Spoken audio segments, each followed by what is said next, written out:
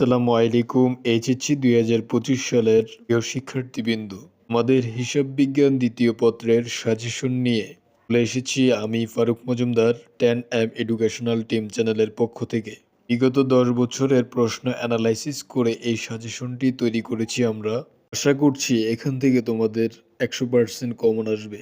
আমাদের ১০০ নম্বরে হিসাব বিজ্ঞান পরীক্ষা হবে। এখানে তোমাদের সিকিউ থাকবে ৭০ নম্বরের এবং এমসিকিউ থাকবে ৩০ নম্বর। ৭০ এবং ৩০ নম্বর টোটাল হচ্ছে ১০০ নম্বরে তোমাদের পরীক্ষা অনুষ্ঠিত হবে। তো সাজেশনটি দেখার আগে তোমাদেরকে বলবো, আমাদের এইচএসসি ২০২৫ সালের শর্ট সিলেবাসটি সামনে রেখে আমার এই সাজেশনটি দেখো এবং বইতে এই সাজেশনটি দাগিয়ে ফেলো। তো তোমাদের শর্ট সিলেবাসে থাকা অধ্যায়সমূহ হচ্ছে অংশীদারি ব্যবসায়ের হিসাব, যৌথ মূলধনের কোম্পানির মূলধন, যৌথ মূলধনের কোম্পানির আর্থিক বিবরণী, আর্থিক বিবরণীর বিশ্লেষণ, উৎপাদন ব্যয় হিসাব, মজুত পণ্যের হিসাব রক্ষণ বৃদ্ধি। এই অধ্যায়গুলো তোমাদের শর্ট সিলেবাসে রয়েছে। এখন তোমাকে বুঝতে হবে যে অধ্যায় থেকে কতটি করে তোমাদের সিকিউ এসেছে বিগত ১০ বছরে। যখনই তুমি এটা বুঝতে পারবে তখনই তোমার সাজেশনটা যেটা আরো সহজ হয়ে যাবে। এখন দ্বিতীয় অধ্যায় অংশীদারি শেয়ার হিসাব, এ অধ্যায় থেকে তোমাদের সিকিউ আসবে হচ্ছে একটি। তোমাদের সিকিউ আসবে কয়টি? একটি। এটা তোমরা একটু খেয়াল রাখবে এবং এটি দাগিয়ে ফেলো। পরে চতুর্থ অধ্যায় যৌথ মূলধনের কোম্পানির মূলধন আংশিক, তোমাদের শর্ট সিলেবাসে আংশিক রয়েছে ও এ অধ্যায় থেকে আসবে ২টি সিকিউ। এর পরবর্তীতে যৌথ মূলধনের কোম্পানির আর্থিক বিবরণী, এই অধ্যায় থেকে তোমাদের সিকিউ আসবে ২টি। তোমাদের সিকিউ আসবে হচ্ছে ২টি। পরে ষষ্ঠ অধ্যায়ে আর্থিক বিবরণীর বিশ্লেষণ, এই অধ্যায় থেকে তোমাদের সিকিউ আসবে হচ্ছে ২টি। এটা আমরা ১০ বছরের প্রশ্ন ব্যাংক অ্যানালাইসিস করেই বের করেছি। এরপরের অধ্যায়টি হচ্ছে উৎপাদন ব্যয় হিসাব, এই অধ্যায় থেকেও তোমাদের ২টি করে সিকিউ আসবে। পরবর্তীতে আমরা দেখতে পাই মজুত পণ্যের হিসাব রক্ষণ পদ্ধতি, এই অধ্যায় থেকে তোমাদের সিকিউ আসবে ২টি। আমাদের সিকিউ আসবে হচ্ছে ২টি। তো আমরা বুঝতে পেরেছি যে কোন অধ্যায় থেকে কতটি করে সিকিউ আসছে বিগত ১০ বছর।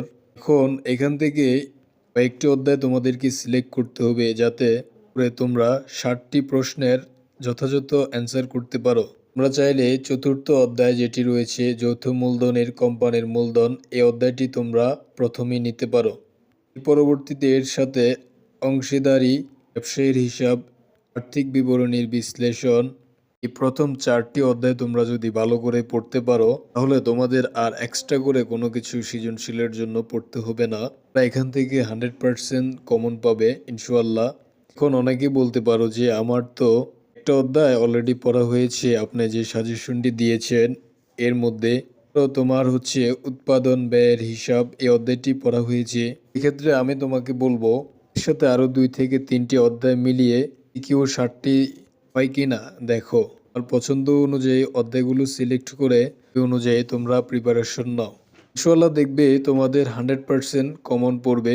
পরবর্তীতে আসি সবচেয়ে গুরুত্বপূর্ণ এমসিকিউর বিষয়টি নিয়ে। আমাদের এমসিকিউতে ৩০ নম্বরে পরীক্ষা হবে।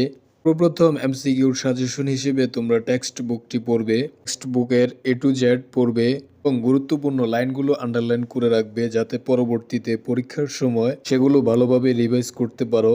এর পরবর্তীতে তোমরা গত ১০ বছরের প্রশ্ন ব্যাংক অথবা ২ থেকে ৩ বছরের প্রশ্ন ব্যাংকও সলভ করলেও চলবে। প্লাস তোমরা টপ 10 কলেজের এমসিকিউগুলো প্র্যাকটিস করতে পারো। তবে তোমরা এমসিকিউর জন্য প্রিপারেশন নেবে। ইনশাআল্লাহ প্রস্তুতি নাও, তাহলে ইনশাআল্লাহ তোমাদের 100% প্রশ্ন কমন আসবে। তবে তোমাকে অবশ্যই পড়তে হবে।